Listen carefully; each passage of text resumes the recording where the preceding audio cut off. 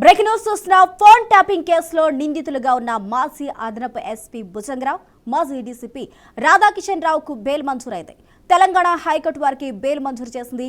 1,00,000 చొప్పున 2 షూరిటీలు, పాస్పోర్ట్లు సమర్పించాలని ఉన్నత న్యాయస్థానం ఆదేశించింది. పోలీసుల దర్యాప్తునకు సహకరించాలంటూ హైకోర్టు వారికి స్పష్టం చేసింది.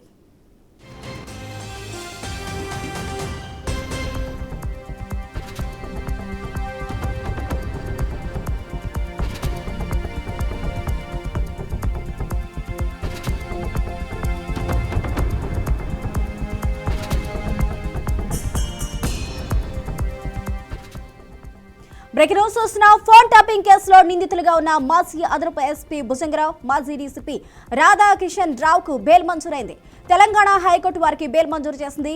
1,00,000 చొప్పున 2 షూరిటీలు, పాస్పోర్ట్లు సమర్పించాలని ఉన్నత న్యాయస్థానం ఆదేశించింది.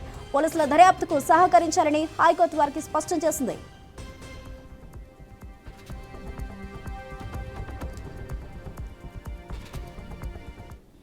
ఇదే అంశానికి సంబంధించి పూర్తి అప్డేట్స్ ను మా అవుట్పుట్ ఎడిటర్ వెంకట్ అందిస్తారు. వెంకట్, స్వప్న, తెలంగాణలో సంచలనం సృష్టించినటువంటి ఫోన్ ట్యాపింగ్ కేసులో కీలక పరిణామం చోటు చేసుకుంది. ఎవరైతే అక్యూజ్డ్ గా ఉండి అరెస్ట్ అయ్యారో మాజీ అదనపు ఎస్పీ భుజంగరావు, అదేవిధంగా మాజీ డీసీపీ రాధాకిషన్ రావుకి హైకోర్టు ఓవర్ లభించింది. వాళ్ళిద్దరికి బెయిల్ మంజూరు చేస్తూ తీర్పించింది. అంతేకాదు 1,00,000 చొప్పున 2 షూరిటీస్ ఇవ్వాలని, పాస్పోర్ట్స్ కూడా సీజ్ చేయాలని హైకోర్టు ఉత్తర్వుల్లో తెలిపింది. పోలీసుల దర్యాప్తుకి ఎట్టి పరిస్థితుల్లో సహకరించాల్సిన అవసరం ఉంది, లేదంటే ఒప్పుకునే పరిస్థితి లేదని చాలా స్పష్టంగా క్లియర్ కట్ గా హైకోర్టు తన యొక్క ఆదేశాల్లో వెల్లడించింది.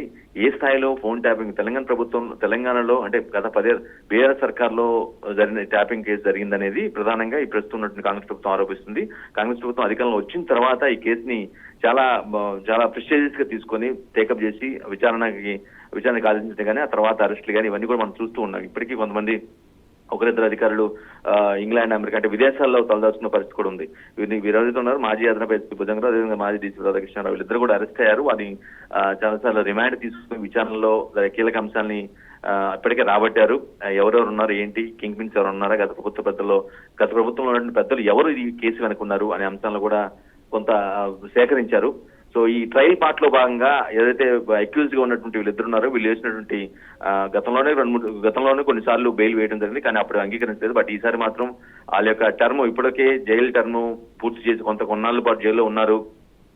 పోలీసులకి విచారణ పరంగా సహకరిస్తున్నారనే నేపథ్యంలో ఈ పాయింట్ బేస్ చేసుకుని నిందితుల తరపు న్యాయవాది చేసినటువంటి పిటిషనర్ వాదనతో ఏకీభవిస్తూ వీరిద్దరికి మాజీ అదనపు ఎస్పీ భుజంగరావు, అదేవిధంగా మాజీ డీసీపీ రాధాకృష్ణరావుకి బెయిల్ మంజూరు చేయడం జరిగింది. ఇది వాళ్ళకి ఒక పెద్ద ఓర్పునిచ్చే అంశంగా మనం భావించాల్సిన అవసరం ఉంది.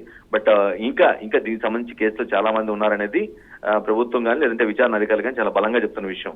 అప్పటికీ బెయిల్ మంజూరు విషయంలో ఏసీబీ తరపు కావచ్చు లేదంటే ప్రభుత్వ తరపు వాదనలు మాత్రం చాలా బలంగా వినిపించారు. కేసు ఇటువంటి పరిస్థితుల్లో ఉన్న నేపథ్యంలో వాళ్ళకి బెయిల్ ఇవ్వకూడదు, ఇస్తే కొంచెం కేసు యొక్క విచారణ అనేది కొంత ఇంపాక్ట్ చూపిస్తుంది, తీసుకురావద్దని గట్టిగా వాదించినప్పుడు కూడా వారి యొక్క అంటే నిందితుల యొక్క డేటాను కానీ, నిందితుల యొక్క ఇప్పటివరకు జైల్లో గడిపిన కాలాన్ని కానీ వీటన్నిటిని బేరీజు వేసుకొని హైకోర్టు అయితే వాళ్ళకి బెయిల్ మంజూరు చేస్తూ తీర్పునిచ్చింది. స్వప్న. Right, thank you Venkat.